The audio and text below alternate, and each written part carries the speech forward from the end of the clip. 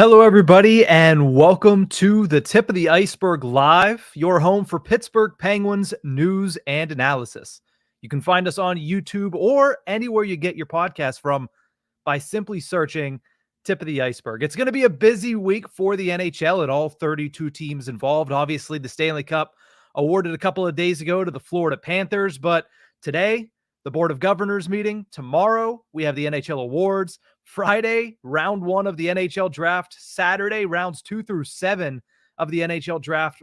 Sunday, a break, a rare break in this week. And then Monday, the chaos begins with the opening of free agency. But the chaos has already started around the National Hockey League. This weird schedule has trades coming at times that you wouldn't expect it, has trade markets looking like you wouldn't expect them to. And with that comes a lot of questions. Obviously, the Penguins answered a question of their own last week whenever they signed Alex Nedeljkovic. But when you look at the goaltending market, it has been busier than it has been in years past by a long shot. We're not even to the opening of free agency, and there are already you could argue four starting goaltenders that were on the move from their team, to most of them coming over to the Eastern Conference. You have Jacob Markstrom going to the New Jersey Devils. You have Darcy Kemper moving outside of the Metro Division, going over to the Los Angeles Kings. You have Linus Ullmark on Monday night going to the Ottawa Senators. That's a big name off the list. And then you have Jonas Korpisalo in that trade going back to the Boston Bruins as they continue to want to have a tandem that is a 1A, 1B with Jeremy Swayman and now Jonas Korpisalo. With that in mind, that leaves not a lot of options for the Pittsburgh Penguins. A lot of teams are coming off of the board when it comes to the goaltending trade market. And there are some names on the free agent market that certain teams are going to be okay with just going out and trying to acquire those guys. So there might be a lull here in the goaltending market as those free agents come off the board. And then we look and see, when the dust settles, what teams don't have a dance partner, what teams need an upgrade still after the opening of free agency with some of those top names, guys like a Cam Talbot, who is coming off a year where he played pretty well, although LA chose to go out there and hopefully get an upgrade. I mean, wasn't a great year for Darcy Kemper in Washington, but they're hoping that he's an upgrade over what Cam Talbot brought. But Cam Talbot, outside of his year in Ottawa, 910 save percentage over his last 5 seasons and above, not just 910, but 910 and above. So he's on the open market. Ilya Samsonov has proven to be a half-decent goaltender throughout his career at the National Hockey League. He is going to be entering the open market on Monday. But that brings me to the bulk majority of this episode before we get into listener questions. And thank you to everybody that is tuned in right now live on YouTube at Tip of the Ice-Burgh. Drop your questions in the comment section below, and we'll get to it here in a little bit. And Football Goat _CR7 is already getting to it. Where does Tristan Jarry go? Who is left to call if you're the Pittsburgh Penguins to try to offload Tristan Jarry? We heard from Elliot Friedman on Tuesday's podcast of 32 Thoughts saying, well, Tristan Jarry might be a name out there that is available, and he might be considered to be among guys like Linus Ullmark, guys like John Gibson, whose name has been floated out a little bit more this week, and we'll talk about him in a minute here. But Tristan Jarry, if available, all folks around the league are saying he is going to be one of those top names that people are going to be gunning after. But the question remains, and as I've alluded to here for a couple minutes, and I'm going to get into here in a second, who is left? Who is left to acquire Tristan Jarry? Let's start with the one that Football Goat threw out here. He says Tristan Jarry and a second-round draft pick to Toronto, and Pittsburgh gets a 4th-round pick and an okay prospect. Kyle Dubas would be a massive loser in that trade. I understand the thoughts of Tristan Jarry are low, but you're not trading him and a 2nd-round pick for a 4th. I don't think you go back at that point. I don't think you get a worse pick in a trade for Tristan Jarry at that point. But the Toronto Maple Leafs, they are an option. Now, whether or not Brad Treliving, the general manager of the Toronto Maple Leafs, and Kyle Dubas end up striking a deal, that's a conversation for a different day. That's more about personalities that I don't have all the insight into because I don't know how their relationship is off the ice. But when you look at the Toronto Maple Leafs just on paper, they are 100% an option for Tristan Jarry. $19.7 million in salary cap space. They have about a little over a half dozen players that they need to sign with that $19 million. But there is a player that 100% would fit the bill for the Pittsburgh Penguins. And in fact, somebody in the comment section last week during our live stream threw out Nick Robertson's name and said, would I be interested if I was Kyle Dubas and Nick Robertson? The answer is heck yeah. This is a young guy who hasn't gotten the opportunities that he might have wanted in Toronto. And if you bring him over to Pittsburgh, that's an area where he's going to get more opportunities. What the Pittsburgh Penguins need right now. They need players that are going to be able to push a Drew O'Connor, players that are going to be able to battle with a guy like Rickard Rakell on the right side. And they're looking to offload Riley Smith. All reports indicate that. So there's going to be an opening, and a guy like Nick Robertson coming back, I think, is exactly what you want if you're the Pittsburgh Penguins. A young player with high pedigree and could potentially become part of the next 3, 4, 5 years of the Pittsburgh Penguins' future as a decent middle six guy if he can play up to his potential. And I think it fits as a potential return. The problem with the Toronto Maple Leafs, and you'll find that all three of the teams that I'm about to mention, there is a problem with them. The problem with the Toronto Maple Leafs is, outside of Nick Robertson, what are you getting back? There's not a lot of draft capital on the books for the Toronto Maple Leafs in a similar situation as the Pittsburgh Penguins. I like the fit, Tristan Jarry in Toronto. I like Nick Robertson as part of the return if they're willing to give up on him, but they just don't have a lot of picks to choose from.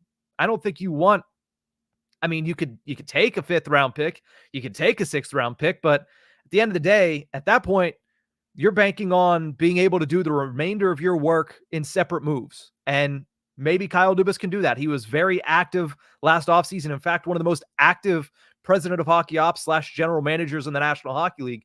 I just think that there's not a lot of meat on that bone when it comes to draft capital from the Toronto Maple Leafs. That's the one poison pill with them, but still, they could be a very interesting team as we move on here. And the goalie market continues to slow down a little bit with these teams starting to find their guys. Looking at the next team on this list here, another Canadian team, Calgary Flames. $22.2 million in salary cap space. And the big thing with them is they just need goaltenders, right? They have, I'm blanking on his name. I know the prospect they have, and I'll get to him in a minute. But they have the goaltender that started his career in Boston. This is going to bother me. Let me look it up really quickly. I can't believe that my brain completely shut off. Dan Vladar. I was thinking Curtis Lazar for some reason. But Dan Vladar is the only goaltender at the NHL level over there under contract. They could use another goaltender. Tristan Jarry would be a decent fit on that team, and a team that I'm not exactly sure where they're trying to go. When you look at the Calgary Flames, you look at 2 years ago, they made the trade, sending Matthew Tkachuk down to Florida for Mackenzie Weegar and Jonathan Huberdeau, and they just have not been good the last 2 years. Now reports are out there that Andrew Mangiapane is on his way out. They're looking to move on from him. They moved on from Chris Tanev at the NHL's trade deadline. So this is a team that, by all intents and purposes, should be looking for a rebuild, but they do have a lot of players. I mentioned Huberdeau. I mentioned Mackenzie Weegar. They have Nazem Kadri up there, who's still been a very productive player. So what good does a goaltender do for them? Where does that put them in the Western Conference? A Western Conference where it was a battle for that 9th or 8th and final playoff spot, and Calgary was in it for a little bit of time. They get rid of Jacob Markstrom, so maybe they're not looking to bring in a goaltender with a pretty hefty contract and some questions about stability and consistency. But I look at Calgary as a team that has a lot of money and not a lot of needs. And if they bring up Tristan Jarry, he could be the holdover until a guy like Dustin Wolf is ready, because he is on the horizon for them. He's their goaltender of the future, or so they hope. So I think it would be interesting if Calgary ends up getting into this conversation, especially because you could see a hockey trade there, Tristan Jarry for Andrew Mangiapane. That fills a Penguins' need of being a top 6, middle 6 winger, a guy that can score 25-plus goals and has shown and proven that he can score 25-plus goals, and also gets the team a little bit younger. So Calgary, Toronto, those two teams at the top of my list. This third team's interesting. I've heard that the Colorado Avalanche have been in the market for a goaltender, but when I look at their cap situation, it is a 100% mess. It is a complete and utter disaster. $11.3 million remaining in salary cap space. Gabriel Landeskog missed the entire season, right? So if he's going to start the year on LTIR, You'd have to imagine at some point you want him to come off of it, so you need that space available. But then you have the whole Valeri Nichushkin thing. Is he going to play? Obviously, he's been suspended, but is he going to come back at some point next season? Do you have to account for that salary cap space? If you do, then those are two players that you're not going to have on your opening night roster, but you need to account for at some point in the season. So you still only have $11.3 million in salary cap space and only half of a roster signed. So I have no idea what they're going to do. The rumors are out there, and my buddies over at Locked On Penguins, Hunter Hodes and Patrick Damp, said Ross Colton being available would be an interesting name for the Pittsburgh Penguins, and it certainly would help if the Colorado Avalanche are in the market for a goalie. A deal could be done there that helps both sides. Ross Colton, third line center, comes in, younger guy, bumps Lars Eller to the fourth line, and you bring in a guy that has experience on very good teams. Remember, he cut his teeth with those Tampa Bay Lightning back-to-back championships. I believe he was only in on the second one where he scored the Stanley Cup clinching goal. But you bring in a guy that has some offensive punch, that has played on some winning teams, really only played on winning teams in his career. $4 million on his contract at 3 more years. He's a young guy. I don't hate that as a not one-for-one trade. I'm sure there's going to be draft picks involved, something to that extent. But, there is a lot of control in Ross Colton, a third-line center. And then you're set down the middle. And then you can go into free agency with a little over $1 million extra in salary cap space if you move on from Tristan Jarry. And you can address 1A, 1B, whichever you view the vacancy Jarry leaves and however you view Alex Nedeljkovic, and then just wingers. I think they need an upgrade on defense. It remains to be seen whether or not the Penguins agree, but it would leave wingers, maybe one defender, maybe one goaltender, and about $12 million in salary cap space, not to mention some flexibility with 2 years left on Nedeljkovic, whatever you want to sign that extra goaltender for, and opening the door a little bit more for a guy like Joel Blomqvist, who everybody's excited about. Now, the other thing about Colorado, outside of their crazy cap situation and needing to send cap out, is they'd have to move on from Georgiev. His contract and Tristan Jarry's contract cannot coexist on the same line and on the same team. So I would say those are the 3 teams that I'm looking for. When it comes to what's left, New Jersey's off the books. Ottawa is off the books. Boston is done. They had to move Allmark. They were going to bring somebody else in, but they did all of that in one fell swoop. They're done. Los Angeles Kings, likely done. How does the rest of this shake out? Those 3 teams are the 3 teams I'm keeping an eye on. And now that brings up the question, because once you get rid of Tristan Jarry, once you move on from Tristan Jarry, if indeed that is what the Penguins end up doing, what's the plan after that?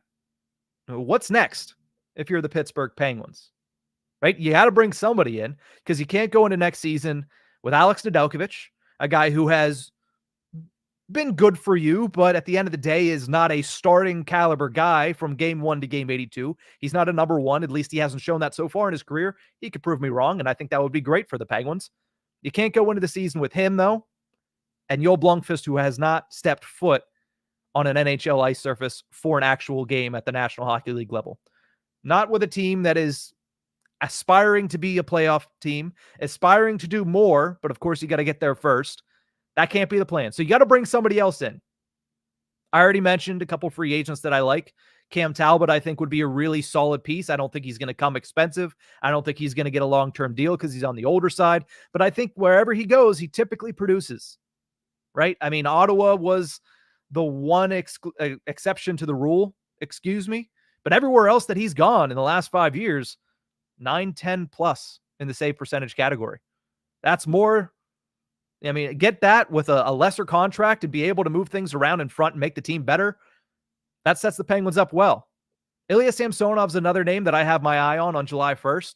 I'm intrigued to see where he goes and how the league views him, because he's had some injury issues. He didn't hold on to the net this past season in Toronto. It was passed around from Joseph Woll to Martin Jones at some point. It wasn't his net. It was everybody's net, it seemed to be at certain points in Toronto. So the question becomes, how does the league view him? Is there going to be a bidding war, especially with some of these questions already answered in the trade market for some of these teams, those guys coming off the board, as I already mentioned? What's the market for him? Can you get him on a short-term deal and maybe Get what he was at his peak with the Washington Capitals. Get what he was in year one with the Toronto Maple Leafs. Even that would be good for the Penguins as long as they get him on a $3 million, $4 million deal for 2 or 3 years. That's an improvement on what you have Jarry on right now, especially considering what he did down the stretch last season. So I think those are 2 names that you could watch out for if the Penguins do indeed end up in the goaltending market in free agency. But there's a lot of options via trade still, too. A lot of guys that could be on the trade block. Now, UC Saros' name has been thrown out there. I'll say right now, that's not happening. Not with the Penguins. Not with the Penguins. I don't think he's going to get traded. I think Nashville's going to hold on to him and let Yaroslav Askarov, marinate a little bit and maybe even have a 1A, 1B, which could be one of the scariest combinations in the National Hockey League. But whenever they have to sign Askarov, they're going to cut Saros loose. But it's the same story as last year. They didn't cut him loose because, well, they didn't have to, and the price wasn't right. If there's going to be a bidding war, Penguins can't afford to be in that bidding war. They want to keep as many assets as they can. They're not going to try to go out and, even though Saros would be probably the best way you could answer this question, they're not going to go out and get UC Saros. So he's available, reportedly. I don't think that's happening with the Penguins, so I don't even have him on my list of realistic options. John Gibson's name has been thrown out there a lot. Obviously, Western Pennsylvania native. That has been the story for his entire career. There's always been the connection to Pittsburgh. There's always been everybody saying John Gibson to Pittsburgh would be great. He has not had a great couple of years in Anaheim. But again, is it the player? Is it the team? He's had some injuries at the same time. What do you want from John Gibson? Will Anaheim retain? Which, sidebar, Anaheim, New Jersey's, I like them. They were badly in need of something like that. Just a little bit too orange for my liking, but hey, not upset with them. Much better than what they had before. But will Anaheim retain on a guy like John Gibson? Because he makes, $6 million, I believe, against the salary cap? Or 6.5, 6.3, I believe is the actual number. So you'd be paying almost $9 million for your goaltending tandem for the next couple of seasons. Maybe John Gibson going off, if you get some retained salary in there, maybe you offload Riley Smith and it helps balance it out for this next season. It's an option. Is it a great option? No, because I don't know what John Gibson would be on a good team. And as we've stated on the podcast, can you consider the Penguins a good team, especially when it comes to defense going into next season? They were one of the worst defensive teams in the National Hockey League. So is coming to Pittsburgh really going to be that different when it comes to what's happening in front of him for John Gibson than it was in Anaheim? I don't know. He had under a 900 save percentage last season. So you're buying low on this guy that has a good history, right? He's shown it at the National Hockey League level, but I just think it's too little too late for the John Gibson train. And while it'd be a great story, I'm not exactly sure if that's a smart buy if you're Kyle Dubas. So you do have Gibson. He is an option. And then you have the 2 interesting guys, the guys that have somewhat of a resume at the National Hockey League level, but one isn't played on a playoff team, and the other had a great season last year and then fell off and had a sub-900 save percentage this year. I'm talking about Elvis Merzlikins of the Columbus Blue Jackets and Philip Gustafson, former Penguins prospect, former Penguins draft pick of the Minnesota Wild.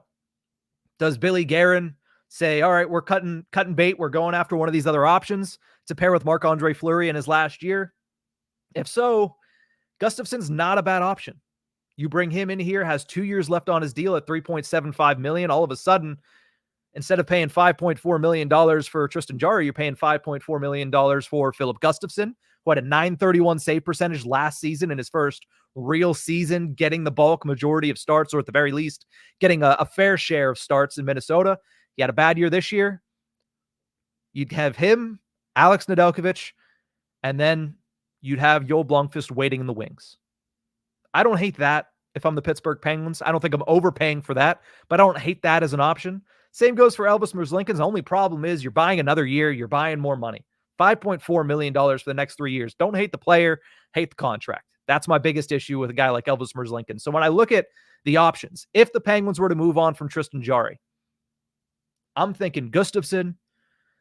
I'm gritting my teeth and saying Gibson's there, but before I go after Gibson, I'm checking in on Ilya Samsonov and Cam Talbot. So I would probably say if you're on the trade market, Gustafson. If you're going on free agency market, you might have to pay a little bit more for a guy like Ilya Samsonov. because he's a little bit younger. But if you don't want to pay a lot of money, Cam Talbot was good, but I don't think he's going to command a whole lot of money at the age that he is.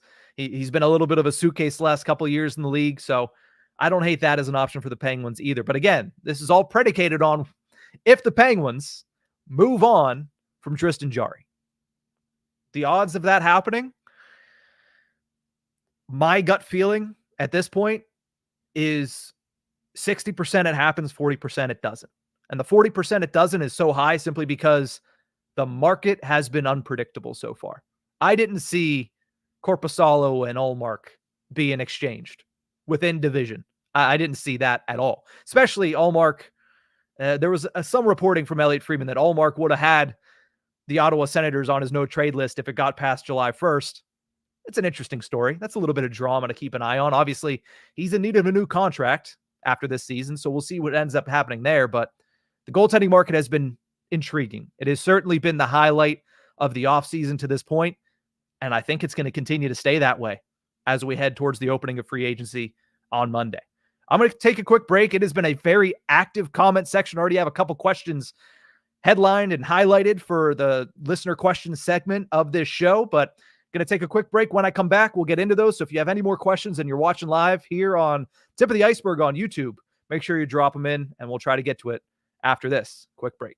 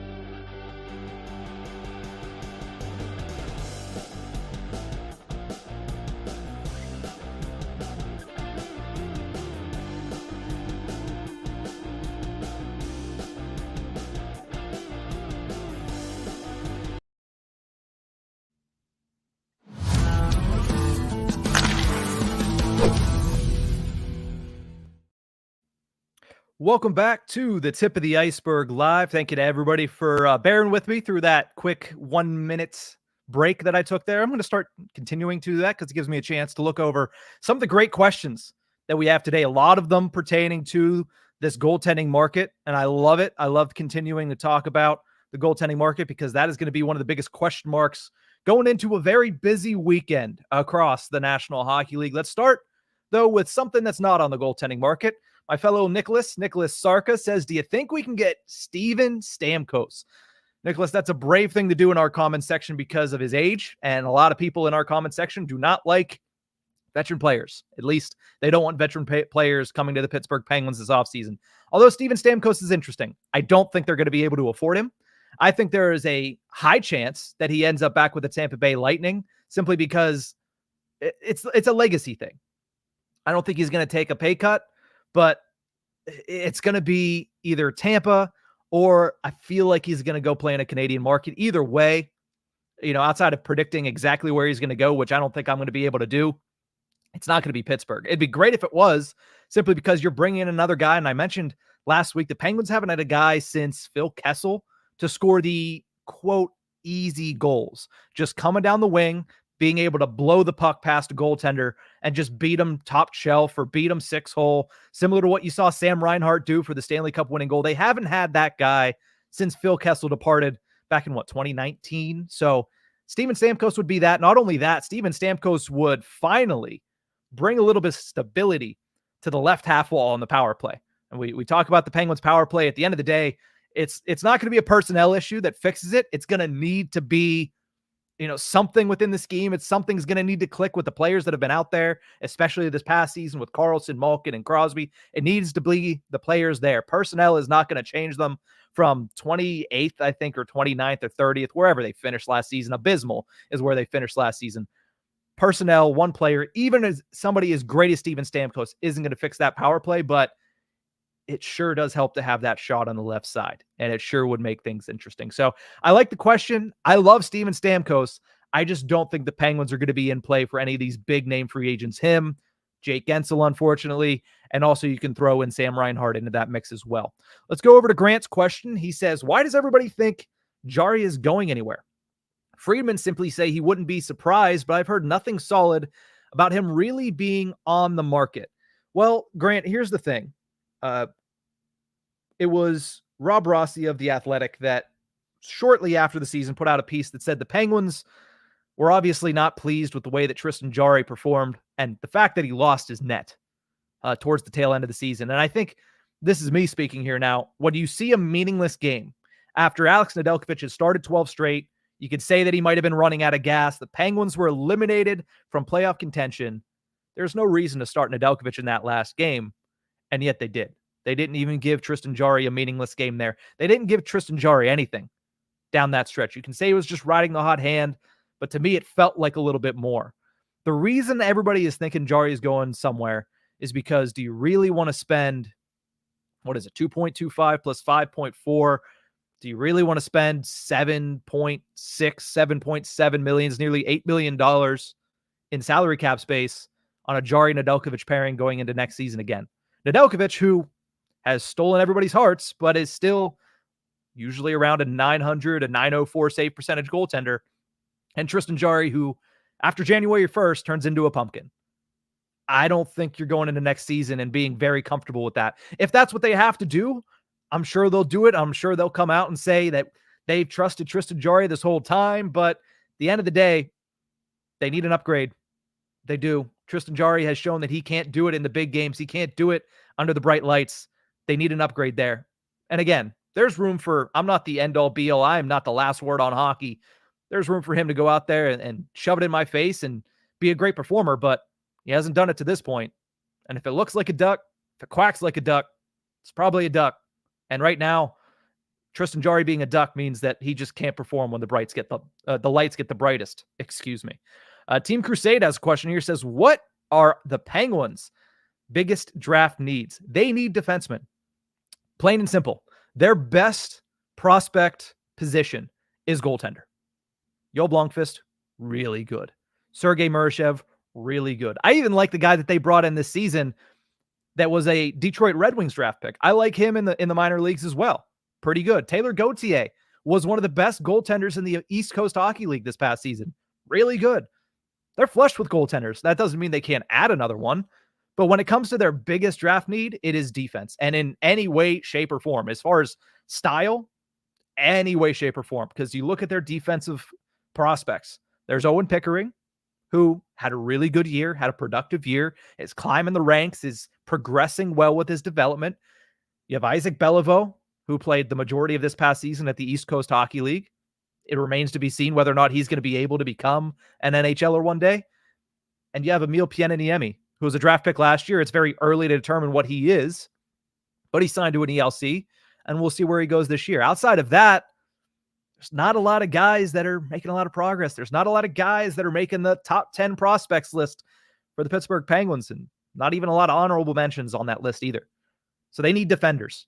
And that's going to be the biggest thing that I'm looking for this weekend is how many people of the draftees does Kyle Dubas select from the defensive side of things. Yankees dynasty. You do see the Pirates ball behind me, right? Man, Yankees dynasty. Must be nice to have a consistently good baseball team. But let's get to your question here, Yankees dynasty. Thank you so much for tuning in to the show. Based 1 out of 10, what do you believe the chances are that Jarry is moved, and what would be the best return? So we'll go back to what we talked about early, and I'll make a decision based on those three teams of the best return. But I think I said 60-40, so I'll say 6 out of 10 odds that Tristan Jarry gets moved. And again, I might be wrong, but that's just my gut feeling.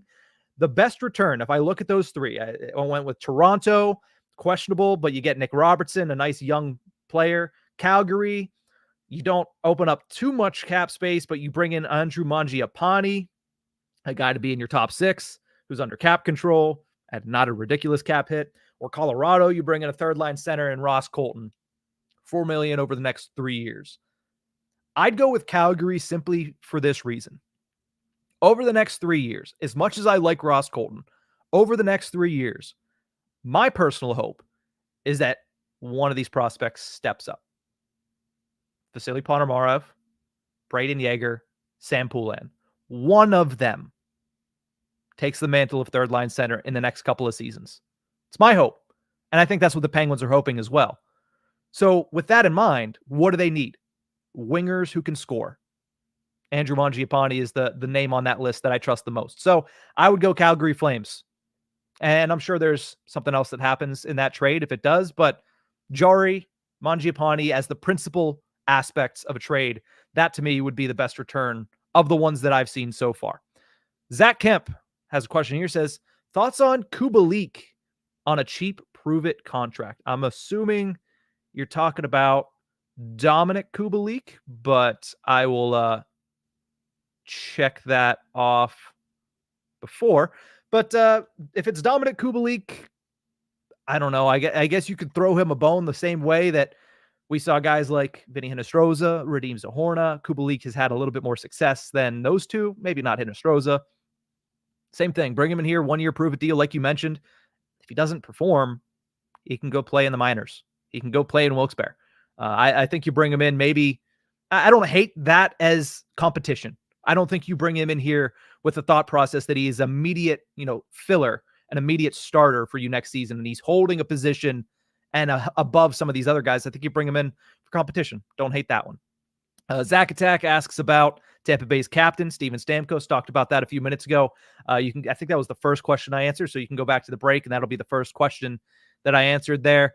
Team Crusade says, what about Gibson for Raquel and either a pick or an older prospect like a Jonathan Gruden? Jonathan Gruden's in an interesting position because Jonathan Gruden is a guy who is going to get passed over in a lot of people's eyes by Ponomarev, by Ville Koivunen, by Braden Yeager if he ends up being ready for the NHL at 19 years old. But what I think Gruden brings that a lot of those guys don't bring are the intangibles that you need in a bottom 6 player, specifically a 4th-line guy. Well, if you look at his game last year, all 13 that he played, he's a physical guy. Underratedly so.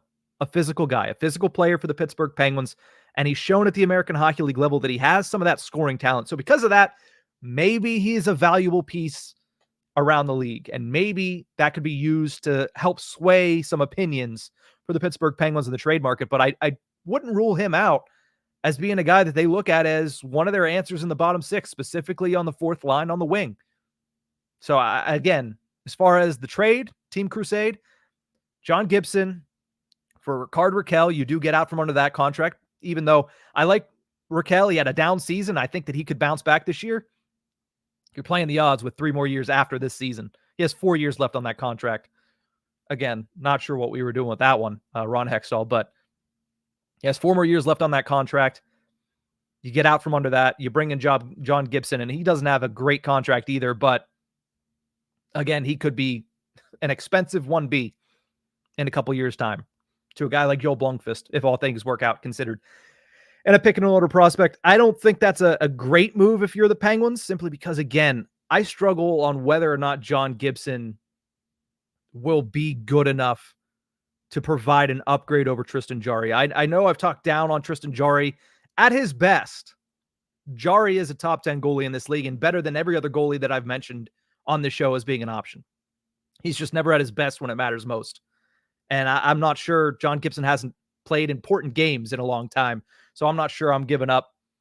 I'm not sure I'm giving up a guy like Rickard Rakell, who would be, it's already hard that you got to replace Jake Gensel this offseason on the left side. You'd have to replace a pretty solid goal scoring guy on the right side as well. That would not be easy. And obviously with the salary cap the way it is, it makes it even more difficult. Let me look through here because I fell behind because all of you guys are throwing in some great questions. So I got to just scroll through really quickly, see if there's any other questions here. And if you have some, make sure that you throw them into the comment section here. Let's go to Jay's question. Says, likelihood that Drew O'Connor starts the season in the top 6. I don't think it's very likely. And I don't think that it should be likely. I like Drew O'Connor. He more than held his own last year as I break my chair.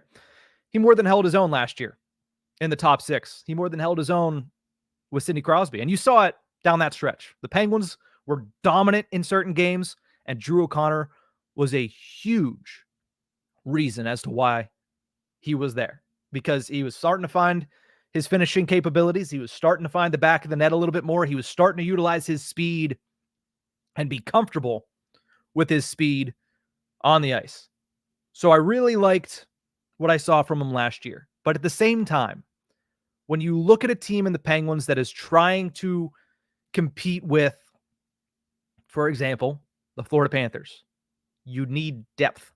And that has been the Penguins' issue the last couple of seasons, is they have not had that depth. Is Drew O'Connor able to keep his head afloat and perform well in the top 6? Yes. But at the same time, would it be better off if he's facing off against third line opponents? Would it be better off if he's going up against fourth lines for opposing teams? Yeah, you bet. In fact, that's been the issue with the Penguins. They haven't had enough good players to where they have people that are performing well in their third line. The Penguins' third line for the past couple of seasons has been, well, whoever's struggling, throw them on the third line. Riley Smith, example, number A. Carter Kell, well, he's struggling with Crosby. Hasn't played well with Malkin. Let's throw him on the third line, see if he can get his act together. Okay. That's what the third line has been. That's what the bottom 6 has been for the Penguins over the past couple of seasons. If you can bring in players at the top of the lineup that bump down Drew O'Connor for no fault of his own, you're in a much better position, because they need players like that in the bottom 6. They need to be able to put their better players who are playing well, excuse me, down in the bottom 6. So that's where I'm at on Drew O'Connor. I do like him. I do think that there's definitely a likelihood that he gets into the top 6, but I think he starts the season in the bottom 6 if the Penguins get their way. Dabton says, in a dream scenario here, Laine, Marner, or Zegras. All of them obviously reported to potentially be on their way out of their current teams. It's interesting. Of those 3, give me Trevor Zegras. People are going to hate that. People dislike Trevor Zegras because of, attitude. I understand it. I get it. Hockey is a very, know your place, unwritten rules type of sport, and the fan base follows along, and I like that too. But man, there's a lot of talent there. There is a lot of talent there, and it's going to be less expensive than trying to acquire Mitch Marner. And it's more of a sure thing than a Patrick Laine, in my opinion. And I think it goes right along with what Kyle Dubas wants. Younger, more talented, more goals. Zegras is younger, he's talented, and he's going to bring that foot speed of the Pittsburgh Penguins way up. Mitch Marner would too. And don't get me wrong, Mitch Marner's a 100-point scorer. I think there's a lot of people disrespecting Mitch Marner that need to remember how much offensive production he creates. Maybe not in the playoffs, but there's a lot of talent in those 3. Personally, I would go Trevor Zegras. Gotta take a quick drink. Christopher asks, Jeff Skinner is going to be bought out by Buffalo. Guy's pretty good on the power play. Jeff Skinner is somebody that, he's not getting paid $9 million anymore, which was ridiculous in the first place. Wouldn't be a bad depth option, but at the same time, I just don't think the Penguins are in a position to where they want to add a veteran like that. A guy that has a lot of offensive talent, but he does what a lot of Penguins do, and he just evaporates out of thin air for multiple weeks at a time. Penguins need guys that are going to be a little bit more consistent, and when they're not consistently scoring, they need guys that are going to want to hit. They need guys that are going to want to forecheck. Jeff Skinner doesn't do any of that. So I would pass on him If I were the Penguins, he's expected to be bought out as the buyout windows open tomorrow. Zachary DeRosa says, do you think possibly moving Smith to Columbus for Laine and moving Jarry to get value while the market is still doing well is a good start for Pitt?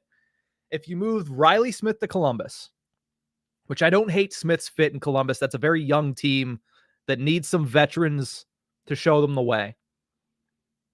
Smith to Columbus for Laine, that offsets the salary cap with about 3.7 left over that Pittsburgh's eating, and moving Jarry to get value. I don't think it's an awful start. No, I think, Zach, it's a pretty good start there, but I think the one thing that you have questions with is Laine going to be, and again, teams were not able to talk to Laine about, the specifics of being in the player assistance program and everything to that extent. It's going to be whether or not, and the success of that being your first move would be dependent solely on whether or not Patrick Laine turns back into the guy that he was early in his career. Again, that I don't know. That's a tough one. But as far as you get out Smith, you open up, Smith and Jarry, so you open up $10 million. You bring in a guy like Patrick Laine, who is a top-tier star caliber guy at his best, and you end up with $1.3 million more in salary cap space. The question then becomes, more importantly, who do you get to fill the goaltending position? We talked about those options earlier, but I think if that's been another problem with the Penguins as of late. A lot of times you look at the moves that they've made. All right, they've cleared out space. How do they fill the gap? It's bad. I mean, that was Ron Hextall's last trade deadline in a nutshell, right? That was the synopsis. All right, you cleared out Bluger. All right, you cleared out this guy. All right, you cleared out that guy. What are you going to do with it? Mikhail Granlund. Oh, it's not what you want to do, right? Everything was good. Could have been great. And then you follow it up with Mikhail Granlund. So the question becomes, how do you follow that up? I think it's a good start if you end up doing it that way, but you have to follow it up very well, because I don't think that puts you in the position to where everything else is gravy. You need to continue to make some good moves if that's going to be your start. Brian asks, is there a player the Penguins are or will be shopping that we aren't talking about? I feel like most people have talked about Riley Smith for good reason. Some people have talked about Tristan Jarry for good reason. Raquel has been brought up, obviously, in this comment section before. A player that we're not talking about. I mean, P.O. Joseph's rights could be on the move, but again, they've talked about how much they liked what he looked like late in the season with Chris Letang. So I don't know if that's an option, but the Penguins don't really have a lot of guys that you look at last offseason, there was so much turnover because of, Kyle Dubas coming in and wanting to make it his own team, wanting to change things around, wanting to quickly jumpstart the Penguins organization. There was so much turnover that you look at this offseason and they're all guys that either can't be moved because of their contract. Ryan Graves is a perfect example. Erik Karlsson, another example, cannot be moved, will not be moved. They're not even thinking about moving him. Or guys that he just acquired and that did not do enough to where they're going to move on from him. We've talked about the ones that have. Riley Smith being the main perpetrator, right? So I don't think there's anybody that comes to mind for me that's going to be actively shopped by the Pittsburgh Penguins. There's nobody that comes to mind immediately. Drake says Jarry to the Red Wings. That's a team that I looked up when I was, obviously doing my first segment and doing the notes for my first segment. The weird thing about the Wings is they paid Ville Husso a decent amount of money to be their number one guy, and they also have a good prospect in the ranks, Sebastian Cossa. At the end of the day, I'm not going to try to figure out Steve Yzerman, because if you look at his trade yesterday of Jake Wallman to the San Jose Sharks, it makes no sense. So I don't know. But it's interesting because, you have Nedeljkovic, who came from Detroit to Pittsburgh and found his career, right? Jarry, if he does that in the opposite direction, it's not a great thing for the Penguins, because the Detroit Red Wings are going to be a team they're battling with the next couple of seasons for wild card positionings, or at least it's most likely that that's going to happen. But there are obviously a couple of interesting names on the Detroit Red Wings. Their salary cap situation is not great. They have $30 million, and that's fine. but a third of that's probably going to go to Lucas Raymond this offseason. Not to mention, I believe they still have to sign Moritz Seider. It's going to bother me if I don't look that up really quickly. So let me see where he's at. Moritz Seider's contract. No, he's a restricted free agent too. So they're going to be quickly in a deep, deep hole. So I'm not exactly sure how much flexibility the Detroit Red Wings have at this point in time. Jay's question is, how long do you think it'll take Pickering to come up into the big boy league? Well, Owen Pickering has played very little professional hockey. He had a great season in the WHL. All intents and purposes, he is on a pretty solid trajectory. But the one thing that I will say about Owen Pickering, and we said it a bunch about P.O. Joseph before he came up 3 years ago, defensemen take longer to marinate and develop. And if you're Owen Pickering, the Penguins' pretty much only option to be a top 4 defenseman for them in the future, they're going to be pretty secure and they're going to be pretty slow with his process. I'd be very intrigued to see whether or not he plays next season at the American Hockey League level or if he plays it at the WHL level back in juniors. You look at what he was able to do last offseason, and there was a great piece in The Athletic by Scott Wheeler detailing his last offseason, the snub for Team Canada, missing both Penguins training camps since he was drafted due to injury, wrist surgery or wrist injury in his rookie year, and then last year a lower body injury, and what that did to his season going into his WHL year with Swift Current. If he can stay healthy and have a really good camp, and they think that, you know, he's put on the weight, he looks like he's in a good position to play against professionals, and he starts the year at Wilkes-Barre, I think that's when we start looking at next season being a possibility for an NHL debut. And by next season, I'm talking about 2025-26. Because he's a left shot defenseman, and the Penguins right now sorely need a top 4 left shot defenseman. But you cannot rush Pickering to be that guy next season. You just can't, because at the end of the day, what do you get is a P.O. Joseph situation where there's nights where he looks like he's on it. He looks like he could be that guy. And then there's nights where he looks like he shouldn't be at the NHL level. And that happened through a lot of his first stint last year or 2 years ago, whenever he had his first full stint as an everyday NHLer. He looked really good for the Penguins. And then this past season, he struggled to stay in the lineup.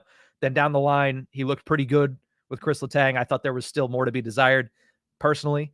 But at the end of the day, you don't want to rush defensemen, especially because they take a little bit longer to develop. I think if he goes to the AHL level, then we can start talking about 25, 26. Personal opinion, but I think that's where we're at as of his timeline right now, from what I've read and from what I've watched of his games. Zach Attack says, hi, I'm just curious. Hi, Zach. I'm just curious how many trades would be happening on Monday for the Penguins. I mean, there might be trades. The Penguins contingent is already in Las Vegas, right? They're already in Las Vegas. They're already talking with other NHL general managers. They've been talking for weeks. As you noticed during the tail end of the Stanley Cup final, these GMs are getting giddy. They want to make their moves. They want to start their offseason. They want to get the show on the road, as they should. The schedule is ridiculous. So there's trades that could happen. Honestly, it'd be nice if it happened right now so I could talk about it live with all you fine folks in the comment section. But trades could happen whenever. As far as happening on Monday, I think that is, trades are the process of trades are sped up when there are deadlines. Monday's not necessarily a deadline, but if there are players the Penguins want to sign and they need more salary cap space to have that flexibility, it might force them to expedite the process. It might force them to try to execute some of these trades a little bit quicker, but at the same time, it's not a great way to do business. So as far as Monday, the opening of free agency, maybe you find one, maybe you don't get any. But I think that going into Monday, the Penguins want to at the very least make one trade. And I think that trade is Riley Smith, simply because I don't think there's really any desire from either side to have Riley Smith come back next season. I'd be surprised if there was. But, at the end of the day, you still need to find a suitor. You need to find somebody else on the other end that is interested in this player. So that was a big problem at the NHL trade deadline. Nothing for Riley Smith, nothing for Alex Nedeljkovic. Nothing for P.O. Joseph, who was reportedly, floated out there. You have to have somebody who has interest coming back the other way. So that remains to be the big question. We'll see what happens here in the next couple of days. I'm expecting fireworks. Hopefully they do go off with a little premature fireworks from the 4th of July. Zachary DeRosa has another question. He says, would you rather have Laurent Brossoit, who's also a free agent, Ilya Samsonov, or Cam Talbot? I believe having a 1A, 1B cheap is better than keeping Jarry. Jarry's time, I believe, is done in Pittsburgh. He needs a change. I can see where you'd say that. And up until Stuart Skinner went on this run of a lifetime to the Stanley Cup final after he got benched in, I believe it was the second round series. He came back and it was the third round series against Dallas, excuse me. Calvin Pickard came in. That was the second round because I made the joke that Seelofs, I thought, would have been the guy that got benched. Either way, Stuart Skinner got benched, came back, was great. I don't think that they're going to go anywhere else besides Stuart Skinner. I thought Edmonton was a great spot for Tristan Jarry to reinvent his career. His hometown, he had success there with the Edmonton Oil Kings of the WHL. He won the Memorial Cup. I thought that would have been a good fit for him. But at the end of the day, of those three, I'm taking... You might get the best play out of Ilya Samsonov, but if you're a true believer in Joel Blomqvist, I think you go Cam Talbot. Because I think at that point, Talbot's probably going to sign a 1-2 year deal. And at that point, if it's a 1-year deal, you see what you have in Joel Blomqvist this year a couple of times, and then you just move on at the end of the season from Talbot, and Blomqvist can just naturally step right into there. So if you're a big believer in Joel Blomqvist, go Cam Talbot. If you're somebody who still thinks there's a lot that needs to be seen from the young goaltender, go Ilya Samsonov, because I think at that point you might get a guy who comes in here and has a .930 save percentage. It's an option, and I think it's a good option if you're the Pittsburgh Penguins. Brian asks, what kind of money will DeBrusk demand, like that he's only 27? Jake DeBrusk is one of the players that could have a... what's the word I'm looking for here? He could have basically a bunch of teams that want him, and it drives up the price. I don't know why. I can't think of it. According to Daily Faceoff, here I have Jake DeBrusk's expected salary, 5 years, $5.8 million. If that's what he ends up signing for, I think that's a bit much for the Penguins, especially for a guy that, while I do like his play, while I do think he would fit in with the Penguins, while I do think he would bring a little bit of that Michael Bunting-esque net front presence, putting goals and in rebound goals in, scoring from the net front, which they haven't had in abundance in a while, and they would have that in abundance if they had DeBrusk and Bunting 1-2. I think 5 years at 5.7 or $5 or $6 million, whatever it ends up being, that's a lot of money, and you're kind of handcuffing yourself as to what you can do with the remainder of the lineup. With that being said, is he one of their better options on the free agent market? Yes. Is he one of the youngest options on the free agent market? Yes. So that's what I think the kind of money he's going to demand is probably, obviously Daily Faceoff has him at 5.7. I think he's anywhere between $5 and $6 million per year. It's a gamble a little bit, but it's also a guy that has scored 20 plus goals. It's also a guy that plays physical. It's also a guy that has played with stars before. And I'm sure Brad Marchand and Sidney Crosby will share plenty of notes on what it's like to play with Jake DeBrusk. So it's certainly a name that I'm keeping my eye on. And tomorrow on Tip of the Iceberg, we're going to have our top 10 free agents for the Penguins. It's just a little tease here. DeBrusk is probably going to make his way onto that list. I see this question here. And Z Smooth, I don't know if you're joking or not. If the Penguins sign Steven Stamkos, what if we trade Malkin? It's not happening. I will shut that down right away. Penguins aren't trading Evgeny Malkin, nor should they. They shouldn't. He's one of the best second-line centers in hockey, even this past season. When he didn't look his best all season long, the production was still there. And that was with wingers that couldn't figure it out. Riley Smith most of the season, Rickard Rakell most of the season. You saw what happened whenever he finally got a winger that can actually play to his strengths in Michael Bunting down the tail end of the season. He went off. So Malkin's not going anywhere. I don't have any reservations about saying that. He's not going anywhere at all. Looking for any more questions? A bidding war. Thank you, Arthur. Jesus. A bidding war. That's exactly what I was going for Jake DeBrusk, that's exactly what it would be called, because, 55 minutes into this, my brain is mush. But yeah, 100%, it was a bidding war could come about for Jake DeBrusk. And if that's the case, he might become too rich for the Pittsburgh Penguins blood. But that is going to do it for this episode of Tip of the Ice-Burgh Live. Thank you to everybody for tuning into this one. It's going to be a very busy week, so make sure you check back at Tip of the Ice-Burgh on YouTube or anywhere you get your podcasts from for all the latest news and updates surrounding the Pittsburgh Penguins during the NHL draft, during the buyout period, which we'll talk about tomorrow. Doesn't seem like they're going to be very active in that. And then, of course, on Monday, with the opening of free agency, should be a very, very entertaining next week and a half for the Pittsburgh Penguins. And let's just say this, you look at them on paper today, you look at them on paper next Wednesday, hopefully it looks very different. I would assume there's going to be some differences over the next couple of days. But that's going to do it for this episode of Tip of the Ice-Burgh Live. Thank you guys again so much for tuning into this one. We'll see you next time.